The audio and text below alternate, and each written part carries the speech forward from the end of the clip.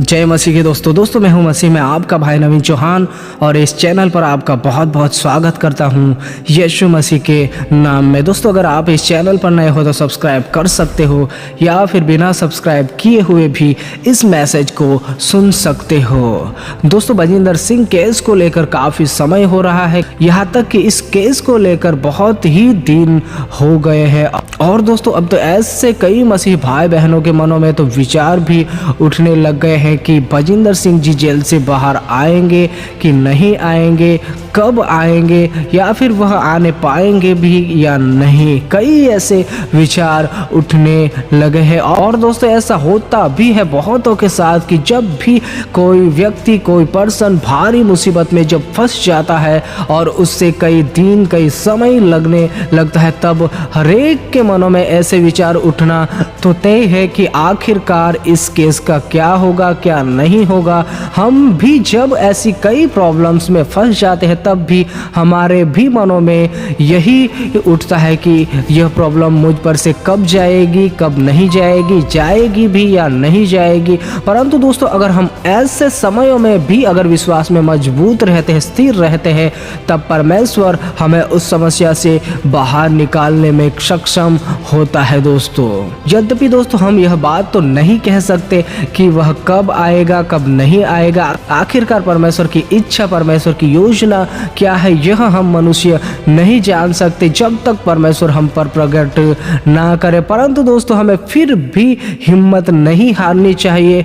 हम मसीही लोगों को परमेश्वर ने प्रार्थना करने के लिए कहा है। हर एक विषयों में, चाहे हम किसी भी प्रॉब्लम में फंसे या फिर कोई भी विपत्ति आ जाए, उन समयों में भी मुझे और आपको प्रार्थना करनी बहुत ही जरूरी है। और दोस्तों इस केस को लेकर, बजिंदर सिंह केस को लेकर हमें तब तक प्रार्थना करनी है कि जब तक परमेश्वर इस केस को लेकर उस परिवार को, उस मिनिस्ट्री को महान शांति से नहीं भर देता है। दोस्तों हमें हर दिन प्रार्थना करते हुए नहीं थकना है। जिस प्रकार दोस्तों भजन संहिता में भी हम वचनों के द्वारा अनोखी बातें सीखने पाते हैं कि मैं सांझ को, भोर को और दोपहर को, यानी कि तीनों पहर को परमेश्वर को पुकारता रहूंगा, परमेश्वर से प्रार्थना करता रहूंगा।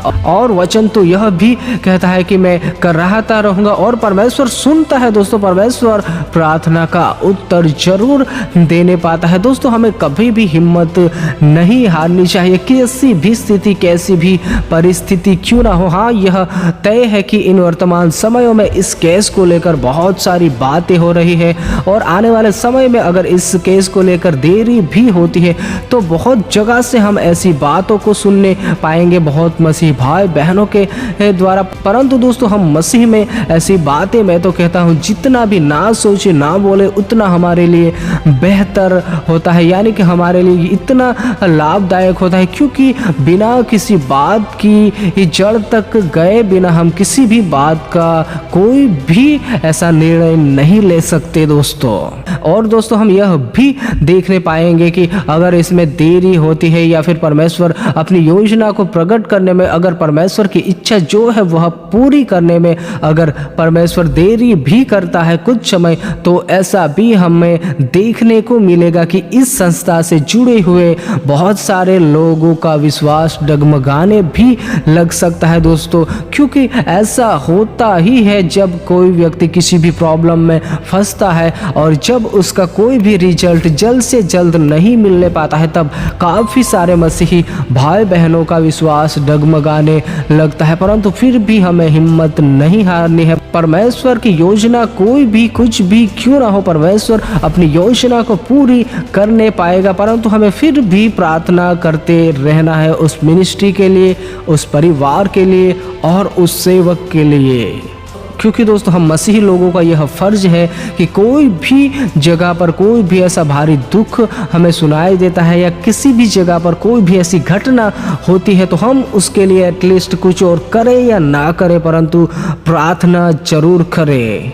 क्योंकि दोस्तों कई मसीह भाई बहनों की नज़र इस बात को लेकर है, इस केस को लेकर है कि आखिरकार इसका परिणाम क्या होता है, कब बजिंदर सिंह जी बाहर आएंगे, कब नहीं आएंगे, आखिरकार परमेश्वर की योजना क्या है। बहुत सारे ऐसे विचारों से हर मसीही भाई बहन अभी भी चल रहा है। अगर दोस्तों आने वाले समय में इस केस को लेकर और भी देरी होती है तब ऐसा भी देखने को आएगा उस संस्था से जो जुड़े हुए हैं लोग हैं वह भी धीरे धीरे उससे अलग होते हुए मुझे और आपको नजर आएंगे। परंतु मैं उन तमाम लोगों से यही कहना चाहूँगा कि उस जगह से, उस स्थान से, उस मिनिस्ट्री से जो भी जुड़ा हुआ है वह जुड़े रहे। आप अपने विश्वास को थामे रहे, आप अपने विश्वास में आगे बढ़ते रहे। चाहे उस जगह पर वह सेवक जिसे आप और मैं पहले देखते थे वह नहीं है, परंतु जिसको परमेश्वर ने इन वर्तमान समय में खड़ा किया है उनके द्वारा भी परमेश्वर अपने कामों को कर रहा है। और आप अभी भी उस संस्था से जुड़े रहिए और आप जाइए जो भी इस मिनिस्ट्री से जुड़े हुए हैं, क्योंकि दोस्तों मुझे और आपको किसी भी सेवक या किसी भी व्यक्ति को देख कर नहीं जाना है, परंतु हमें परमेश्वर के वचनों को देख कर जाना है, परमेश्वर के कार्यों को देख कर जाना है। हमें इस संसार के व्यक्ति से इतना लगाव नहीं रखना है, चाहे उसमें पास्टर हो, सेवक हो या कोई भी क्यों ना हो, परंतु हमारा लगाव जो है वह सबसे प्रथम हमारा वचनों से रहने पाए। परमेश्वर के जो भी वचन मुझे और आपको सिखाए जाते हैं उन वचनों से रहने पाए, चाहे व्यक्ति कोई भी हो। इसका मतलब ये भी नहीं है कि हमें किसी का आदर सम्मान नहीं करना है। नहीं दोस्तों, हमें आदर सम्मान हरेक का करना है, परंतु जो परमेश्वर का स्थान है वह परमेश्वर का स्थान हमें किसी को भी और को नहीं देना है, यानी कि मनुष्य को नहीं देना है। इसीलिए आप जो भी इस संस्था से जुड़े हुए हैं, जो भी पर्सन क्यों ना हो, सेवक हो या फिर कोई अन्य जगह पर भी रहकर आप इस संस्था से जुड़े हुए हो, आप अभी भी उस संस्था से जुड़े रहिए। प्रार्थना कीजिए इस विषय को लेकर कि परमेश्वर की योजना, परमेश्वर की इच्छा क्या है और खास करके उसके परिवार को लेकर प्रार्थना कीजिए जो कि भारी दुख से होकर गुजर रहा है दोस्तों। क्योंकि दोस्तों यही वह समय है कि हम कितने ईमानदार हैं किसी भी कलीसिया के प्रति कि नहीं ईमानदार है, क्योंकि ऐसी घड़ी, ऐसे समय में ही परमेश्वर हमें परखता है कि हम कितने ईमानदार हैं किसी भी कलीसिया को लेकर या किसी भी चर्च को लेकर। जिस जगह पर मैं और आप जा रहे हैं, जिस जगह पर मैं और आप आराधना कर रहे हैं, क्योंकि ऐसी घड़ी में ही यह पता चलता है कि कौन अपने हैं और कौन नहीं। इसीलिए दोस्तों जितना भी हो सके प्रार्थना कीजिए, जितना भी हो सके उस संस्था के लिए प्रार्थना कीजिए, उस सेवक, उस पास्टर के लिए प्रार्थना कीजिए कि परमेश्वर उसे क्षमा करे, परमेश्वर उसे माफ़ करे। उससे छोटी बड़ी शायद भूल हो गई होगी, उससे भी परमेश्वर क्षमा करे, यीशु मसीह के लहू से धोकर उसे शुद्ध करे और उसे वापस परमेश्वर अपने कार्य के लिए उपयोग करे। इस प्रकार हमें उसके लिए भी प्रार्थना करनी है। उस सेवक के लिए भी आज वह जेल में है, तो दोस्तों हमें हमारे मनों में उसके प्रति घृणा या फिर ऐसा बैरभाव उत्पन्न नहीं ही होने देना है, परंतु इससे अच्छा हम प्रार्थना करें। चाहे इस केस को लेकर कितनी भी देरी हो, कितना भी देर हो, परंतु हमें फिर भी प्रार्थना करते रहना है, हमें हिम्मत नहीं हारना है। दोस्तों इस संस्था से जुड़े हुए तमाम लोगों से मैं यही कहना चाहूँगा कि जितना भी हो सके प्रार्थना कीजिए,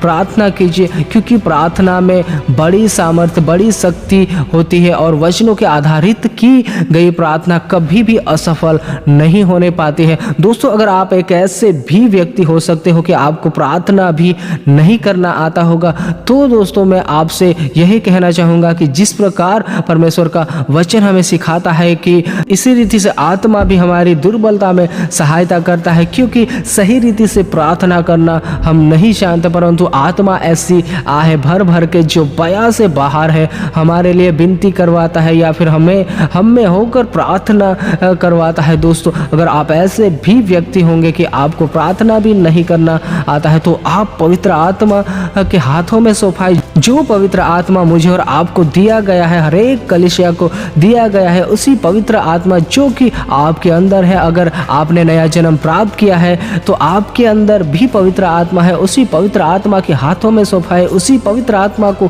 कहिए कि मुझे सिखाओ प्रार्थना करना। मेरी आत्मा प्राण शरीर का कब्जा कर प्रिय पवित्र आत्मा, और जरूर परमेश्वर का आत्मा आपको सिखाने पाएगा और आप भी प्रार्थना करने पाओगे दोस्तों, क्योंकि पवित्र आत्मा हर एक व्यक्ति के पास है जिसने भी नया जन्म प्राप्त किया है, उन तमाम लोगों के साथ रहता है। और उसी सहायक पवित्र आत्मा की मदद लीजिए अपने आत्मिक जीवन में बढ़ने के लिए, और इस केस को लेकर प्रार्थना करने में भी चाहे कितने भी दिन बीते, चाहे इसका रिजल्ट कोई भी परमेश्वर दे, परंतु हमें प्रार्थना करने से हिम्मत नहीं हारनी है दोस्तों। सबको जय मसीह की।